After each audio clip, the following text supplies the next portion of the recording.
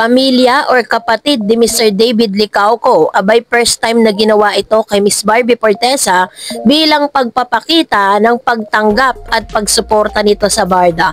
But before that, if you haven't subscribed yet to my YouTube channel, please don't forget to like, share, and subscribe at hit mo na rin ang notification bell for more showbiz updates.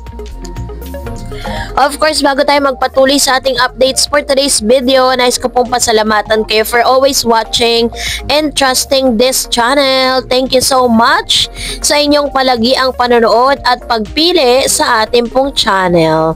And for today's video, ay madalas ngang mamataan itong si Miss Barbie Forteza na talagang meron po siyang pinagkakaabalahan ngayon. Yan ay ang pagtakbo, pag-exercise. Ganon din po si Mr. David Licauco. Meron po akong something na naamoy dito. Feeling ko, kasi si David confirm, nakasama po siya sa bench. Pero hindi ko lang alam kung si Barbie ay kasama din, no, this coming March 21. At isa rin sa mga issue no na talagang inaddress dahil si Alden Richards po ay tahasang nirereto kay Miss Barbie Forteza. Ginagawa ng issue ng mga nagmamarisol sa banding ni na Alden Richards at Barbie Forteza through food na kumakalat sa social media. May nakapansin din sa mga netizen at mga bagay na dalawa kaya siniship sila sa isa't isa. Sa pananaw nila, match daw ang dalawa dahil bukod sa youthful looking, may pareho silang self-made at family-oriented. Malaking bagay rin daw na pareho silang taga Laguna kaya compatible ang from the roots nila. So, sabi naman po ng mga netizen, syempre, may ilang mga taliwas sa opinion na nagsasabing para lamang silang magkapatid tulad ng mga naging papel nila sa epic seryeng Pulang Araw. Ito naman ang samot-saring komento ng mga netizen. Parehong self-made ang family-oriented, it's a match. Same thoughts, Diyos ko, tagal na nilang friends. Napapaisip na rin ako, what if mag-next level ang friendship, pasintabi po sa Barda and cut din. Ang chill lang nila, ang relax ng vibes. Bubbly din naman kasi si Barbie. Dati ko pa yan napapansin na tuwing tuwang-tuwa at tawang-tawa yan si lagi sa Alden kay Barbie. But I think Barbie only sees him as kuya. So, kaya wala pong issue doon. Wag po ninyong pag-isipan ng issue yun, diba? And, ito naman po, nagte-trending po ito ngayon dahil napanood ko po ito sa X at ito po isa sa mga pagpapakita kung gaano po sinusuportahan ng pamilya ni Miss Barbie or Mr. David Licauco. Itong si Miss Barbie, dahil first time po nilang ginawa to, panoorin natin ito. Okay. Tsagaman. Okay. Oy! Oy! Oy! Baby.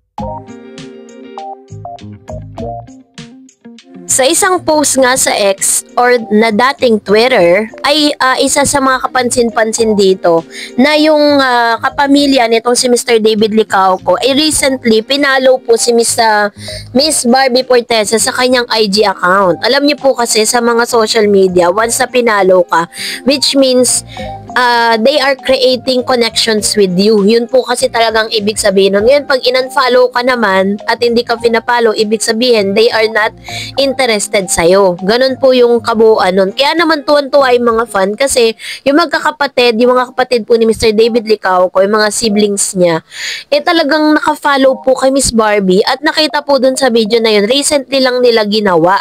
Which means, nakikita natin na talagang meron talagang nabumuo at may development.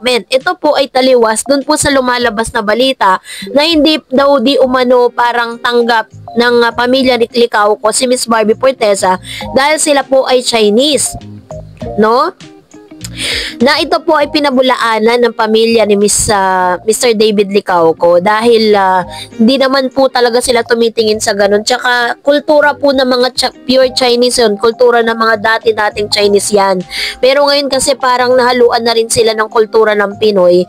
Kaya parang hindi na rin sila ganun na traditional na Chinese na parang para sumunod dun sa tradisyon na yon. So, nakakatuwa lang kasi nakakita tayo ng liwanag at talagang sinasabi ng ilang mga showbiz insiders and showbiz critics na tila magjowa na talaga ang galawan ni Barbie at saka ni Mr. David Licauco kasi pinapatunayan nila dito that they are really free no to do what they wanted to do no sa kanila pong pinapakita sa publiko. Hindi katulad dati na parang medyo awkward kasi nga nangingilag silang gawin yung mga bagay na to ng libre dahil alam nilang may taong magagalit, magsiselos. Pero this time, talagang buong-buo na po ang loob nitong si David at si Miss Barbie Forteza. Mas lalo po nag-spark yung kanilang tandem, yung kanilang love team, yung kanilang samahan pagkatapos lumabas ng ilang mga paayuda. Kaya naman na congratulations Barbie and David dahil soon malalaman na natin ang tunay na estado ng kanilang relasyon. At ngayon naman, narito naman ang ilan sa mga komento, reaction po ninyo patungkol sa ating latest updates. Unahin po natin ang komento mula kay Miss Merlin Wujuanit. Huwag kang magpa-apekto, Barda, sa mga sinasabi ni Sanya. Naiingit lang yan sa Barda. Di siya makialam sa tunay na nagmamahalan tulad ni David at Barbie. Go lang Barbie at David sa love team ninyo. Yan po yung kanyang komento. No? Marami talagang gustong makisawsaw kasi. Bakit kasi sa tagal-tagal na 2024 pa yung breakups? Bakit ngayon lang nagsalita si Sanya para linisin yung pangalan niya? Para uminga yung pangalan niya dahil may movie sila ni David?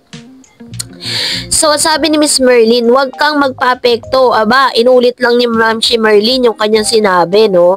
So, talaga makikita natin na merong something dito kung bakit nabanggit at natanong kay Sanya Lopez patungkol dito sa kanyang kapatid hanggang nakapag-share na siya, umiyak pa siya kasi nga daw meron nang naipundar yung kuya niya sa pag-artista. Yun yung kanyang bahay na ipinakita niya sa kanyang recent vlog, no? So, natutuwa naman tayo sa achievement nila na even without Barbie sa buhay ni Jack, nagpapatuloy pa rin siya kasi syempre tao pa rin yung tao May sariling buhay pa rin siya, 'di ba? And what is good thing about it is parang mas nabibigyan din siya ng chance na magkaroon ng parang projects, no? Sabi pa ni Miss Violeta Candelaria, bakit kaya ganyan si Sanya Lopez nung sa Aldab umiepal din siya, nabuwag ang Aldab, ngayon sa Barda naman. Ano ba yan? Ganda naman ng idol namin si Barbie Forteza. Maraming makikita na higit pa kay David Licauco na mas babagay kay Barbie Forteza. Ayan, ito naman yung kanyang komento with regards to this. Actually po, marami man pong mga parang siniswitch dito kay Barbie pero still ang spark kasi ng Barda kakaiba At hindi talaga natin matatawaran yun, 'di ba? Dami po talaga nagmamahal sa kanila. Lalo na ngayon, parang sobrang sweet nilang dalawa. And another, sabi ni Mr. Jose De Tubio, sana break na sila ni Jack, ginagawan lang siya, i-content nyo yan, forma pang mayaman, wala namang work, mukhang maluho, wala namang pera, sana wag niya nang balikan yan. Sabi ni Miss Melanie, naku, totoo po na break na. Nakita ko masyadong mahal ni Barbie si Jack. Napanood ko sa mga interview niya. Tas malaman natin, bandang huli, hindi na pala sila. Syempre, sabi nga ganun, 'di ba? Maraming pwedeng magbago sa bawat segundo. Maraming pwedeng magbago. Minsan kahit mahal mo ang isang tao pero kailangan bumitaw, gagawin mo, 'di ba? Kailangan mo mag-sacrifice para mag-grow kayo individually. 'Yun naman po yung purpose So, hindi natin siya masisisi kung bakit hindi naman nila sinabi ang totoong dahilan kung bakit sila naghiwalay, 'di ba? At hindi na rin natin masisisi si Miss Barbie kung bakit nakapag-desisyon siya ng ganun. Another, sabi ni Miss Violeta, baka like ni Sanya Lopez si David Licauco, okay lang. Kung gusto niya si David, bahala sila. Basta Barbie Forteza kami. Sabi ni Pamela Villarmino, kahit anong gawin mo, di ka magugustuhan ni David. Sigurista si David. Bago siya magkagusto kay babae, titingnan niya ang family background mo. Kaso, nakita niya kay Barbie na hinahanap siya niya ang isang babae. Kaya wag ipilit ang sarili kasi may nanalo na Mrs. Barbara Forteza Licauco. Ayan. Salamat, Ma'am Shi. Sa inyo pong komento, no, dahil talagang panalong-panalo talaga si Miss Barbie Forteza sa puso ni Mr. David Licauco. Alam nyo po, tayo po, hindi naman tayo pinanganak kahapon para hindi natin maintindihan at makita yung totoong real score ng kanilang ng kanilang relasyon. Nakikita naman natin yan.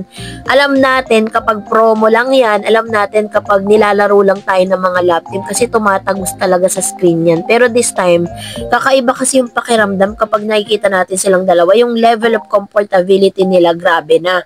Kaya talagang ginusto na sila talaga ng mga Varda. Sabi ni Miss Luisa, napapaawa lang, cheater naman si Jack. Wala na siyang magagawa. Iba na gusto ni Barbie. Ano karma? Bakit kasal ba siya kay Jack? Eh sabi ni Femia, grabe ang sweet nila Barda. I love it. Walang ibang Barda lang talaga. Yan. Salamat, Ma'am Shi, sa inyo pong mga komento, ano.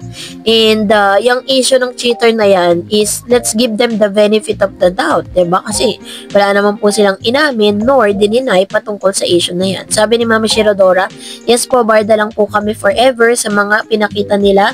Ayuda, tunaw na kaming ice cream. Kami baka pati natunaw na din sa lab na kilig na pinakita ng Barda. Imatay ka talaga sa ayuda nila. At napaka-professional nila. Di maarte.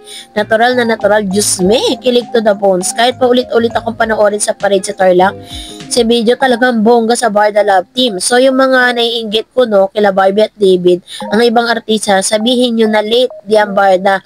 Hello, ate, nasa tamang oras dating nila, no? Love, siguro yan umaapela na yun. Kasi nga, sikat ang Barda. Kaya ayun, kung ano-ano sinasabi niya. Ayan. Salamat, Ma'am Shirodora Crisostomo. And for the last comment, sabi ni Miss Alma Maming, matagal na nag-break si Barbie kay Jack July 2024 bago mag-GMA Gala. Hiwalay na silang dalawa. Masaya na ang Barda. Yes, of course. So, salamat po sa inyong mga komento, ha. Salamat sa inyong mga opinion. At mag-comment lang kayo sa comment section. And that's it for today. For more videos and updates, please don't forget to like and subscribe. And please don't forget to follow my Facebook page, Dar Edge TV. God bless everyone.